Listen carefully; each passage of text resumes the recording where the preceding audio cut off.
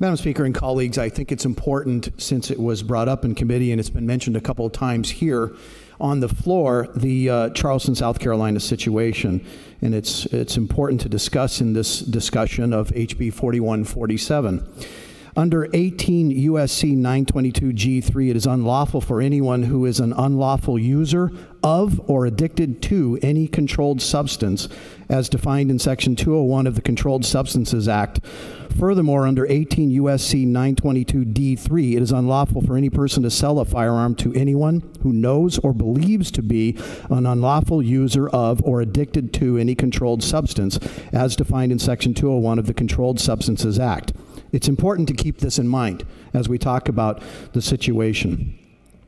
This is the timeline that chronicles the events leading up to the Charleston, South Carolina shooting. On February 28th of 2015, Dylann Roof entered Columbia Center Mall wearing all black clothing and asked employees unsettling questions.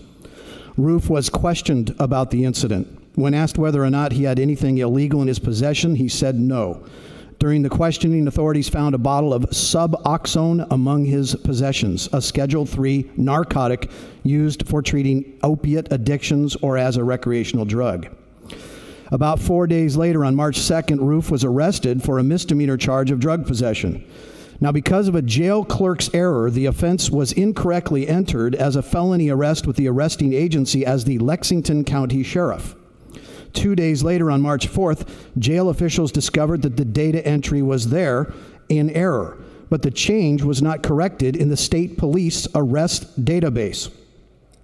A month and 4 days later, April 11th, Roof submits application to a gun store to purchase a firearm later used in a crime.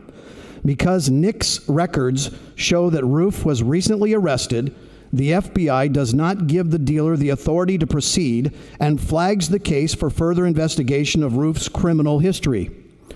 2 days later, April 13th, an examiner at the FBI's National Background Check Center in Clarksburg, West Virginia, investigated Roof's criminal history. The examiner found Roof's March 2nd arrest record and contacted the Lexington County Sheriff's Office. She was told that the Columbia Police Department made the arrest. The examiner is confused as to which police department to call. While most of Columbia is located in Richland County, Roof was arrested in a small part of Columbia that was in Lexington County. Further complicating matters, the city's jurisdiction included the entire Columbia Center Mall where Roof was arrested. The investigator checked a spreadsheet of law enforcement agencies in Lexington County, which did not include Columbia, because it is mostly in Richland County.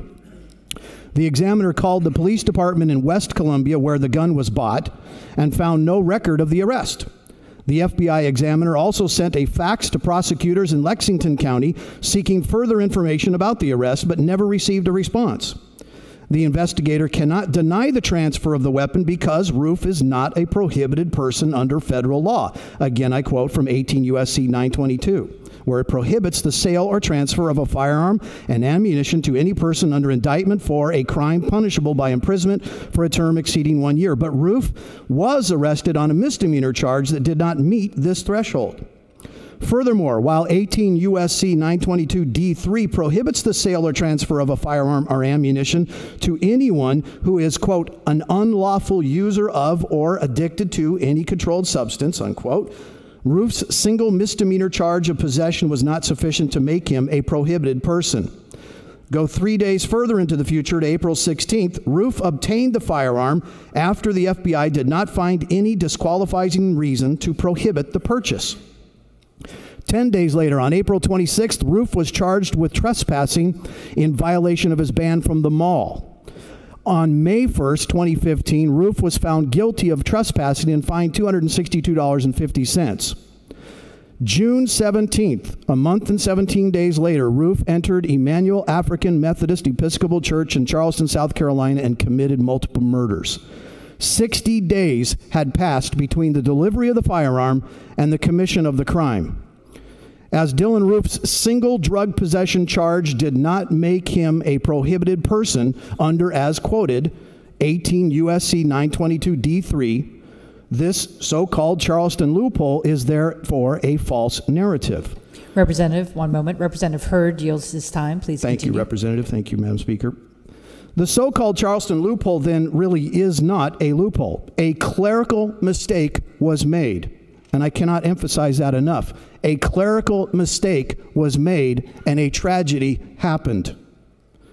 But what I want to also speak to is, as has been said, gun violence is a bane in our nation. But gun violence is not the real problem that we are experiencing in this nation and in this state. Gun violence is not the real problem. The heart is the real problem in America and in this state today. No amount of laws that we pass, no amount of safeguards that we create, no amount of rules, hiring extra police, whatever we do, will heal the evil heart. This heart issue is not a new problem. It goes way, way back.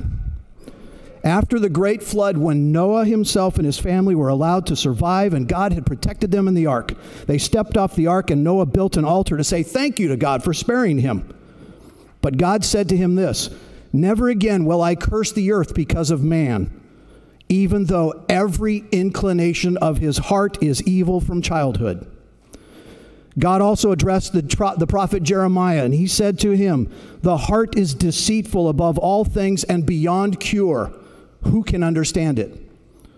Well, God understands it. He knows our hearts, and he knows what to do. So this brings me back to this bill.